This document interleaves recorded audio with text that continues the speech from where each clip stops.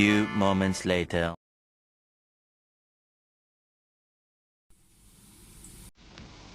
Ito pala ang mga ingredients.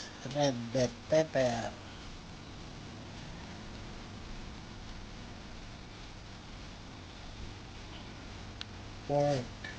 pork limpo ginamit ko,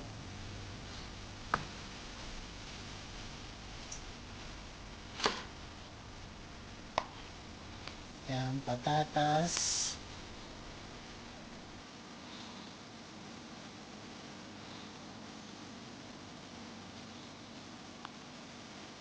pork liver,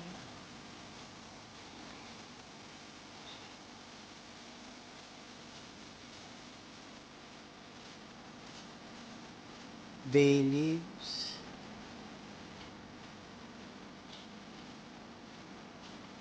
ketchup, tomato paste, sweet paprika, black pepper, and salt. Yan yung mga ingredients na gagamitin ko ngayong araw. Ito pala yung frozen na carrot at saka lemon.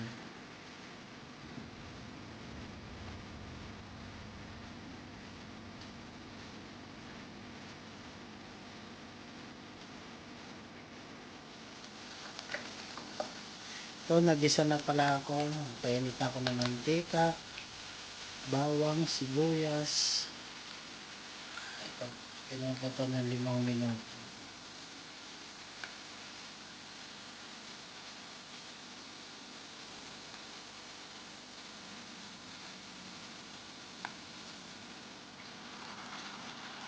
Yan, pagkatapos ng 5 minuto, kinasal ko na ang baboy. 8 minutes ko ginisa yan.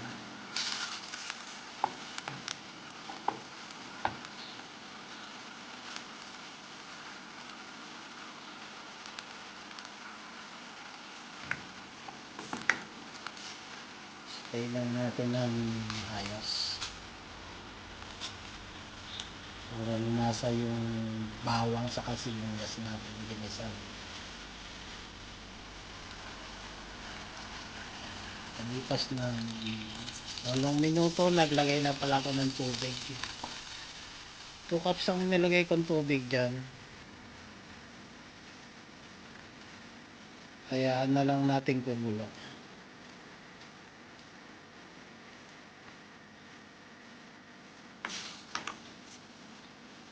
Haluin lang muna natin. Takloban muna natin. At ito, naglagay na nga pala ako ng bay leaves, sweet paprika. Naglagay na rin ako. Lalo ko lang muna siya.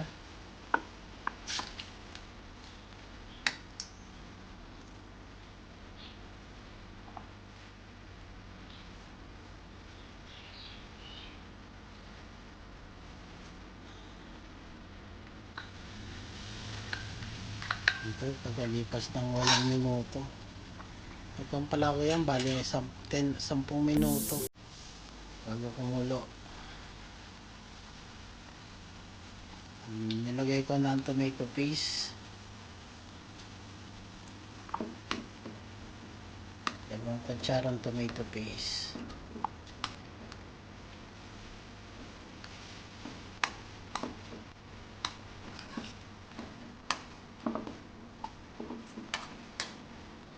Luluin lang natin para matunaw ang tomato paste.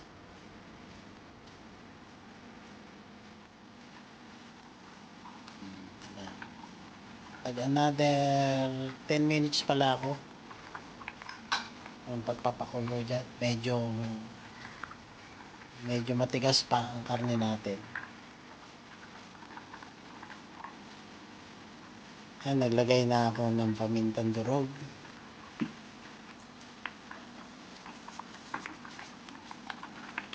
Saka asin.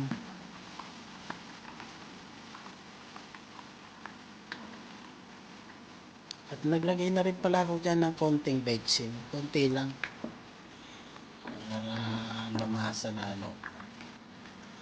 Haluin lang natin.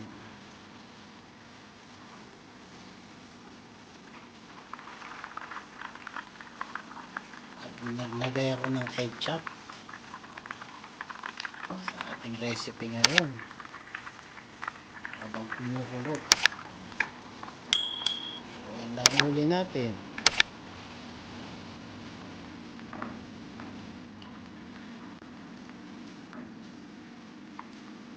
Kaya natin uling kumulo.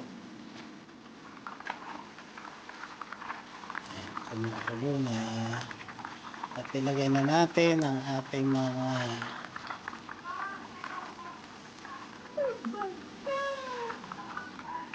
patatas. Haluin lang muna natin ang 5 hanggang 7 minuto ang patatas. Okay na, patalipas ng 7 minuto. Ito na siya. Nalagay ko na yung frozen na carrot natin para magsabay na siyang maluto.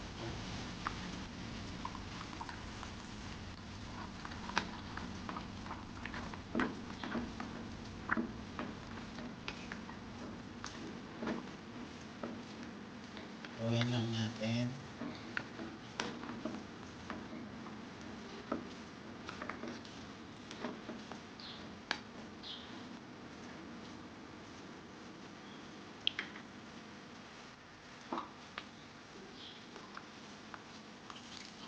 Ito, nilagyan ko na ng lemon. Konti lang lemon. Yan kaya naglagay ako ng konting lemon. Para hindi siya mapanis. Agad.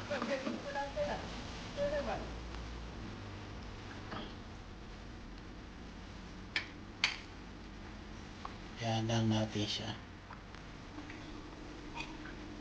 Ito nga pala, slurry. Cornstarch yan. Hinalo ko sa tubig. Yan yung gagawin natin pampalapot. Ayan, nilagay ko na pala ang pork liver. Kasi kapag isinama natin yan, pag nasobrahan ng luto, makukunat siya. Kaya, pinanghuli ko na lang siya.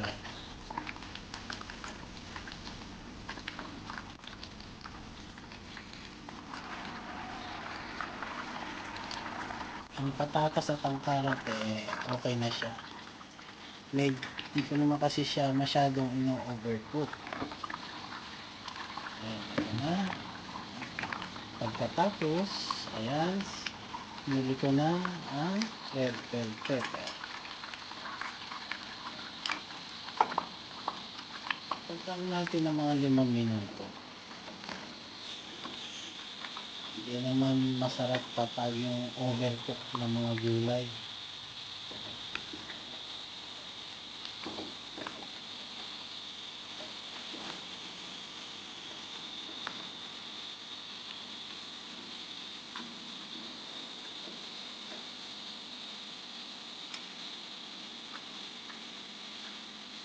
Lapit na itong maluto.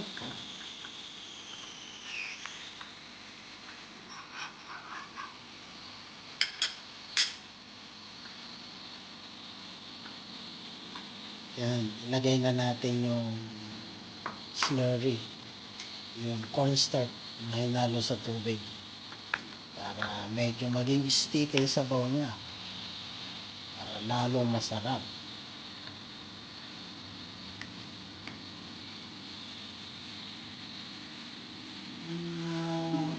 5 to 8 minutes. Yan, okay na. After 8 minutes, ito na. Sticky na yung kanya sabaw.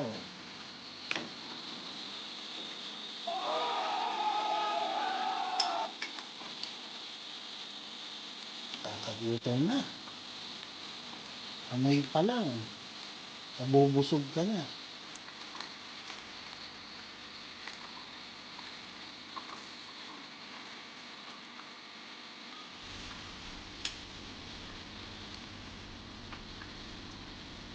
So, titikman na natin kung meron pa ba tayong idadagdag na ingredients. Sarap.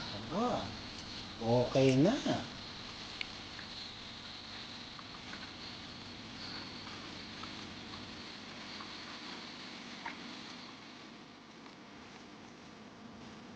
Ito na yung ating recipe ngayong araw. Pork apritada. Napakalasa niya. Makaparami na naman ang kain ko.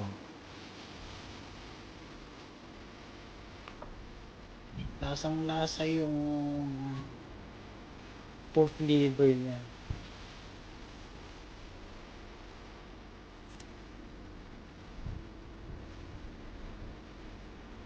Maya maya ay kakain ako at matitikman na yan. Ito na. Kakagutom.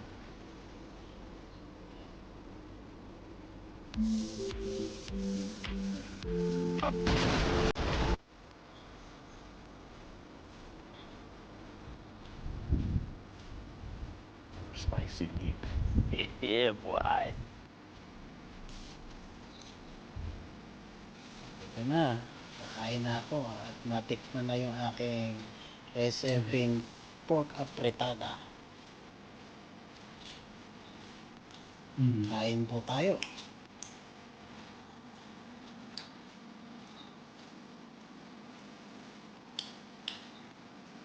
Ang karot at ang aking inalagay na patatas hindi siya overcook. Medyo crunchy siya.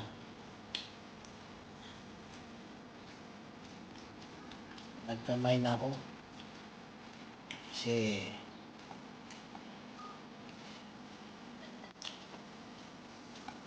masarap ang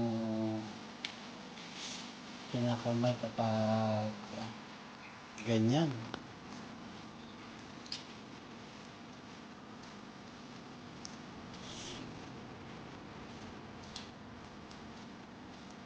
Sa nga pala, huwag niyong kalimutan na mag-like, share, subscribe sa aking YouTube channel, Tulix PH Vlog. At huwag niyo na rin kalimutan ang bell para lagi kayong update sa aking mga bagong video.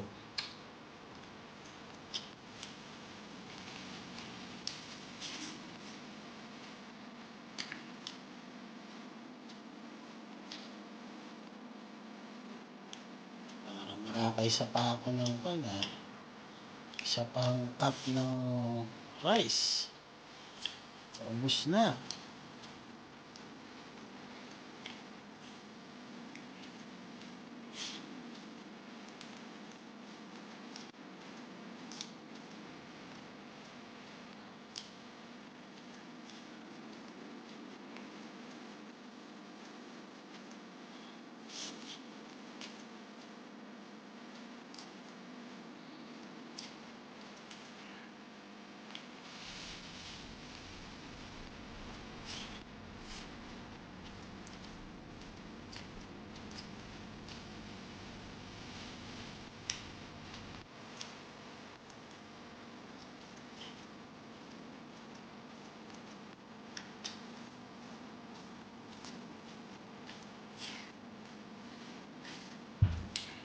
Thank you for watching.